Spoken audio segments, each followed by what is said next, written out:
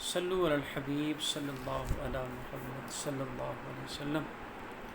وسعت رزق میں وسعت اگر لانی ہو تو یہ وظیفہ کریں، اللہ نے چاہا ضرور آپ کے رزق میں اضافہ ہوگا۔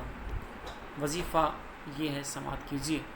یا مسبب الاسباب، یہ 500 بار اول آخر درود پاک 11 بار پڑھیے گا۔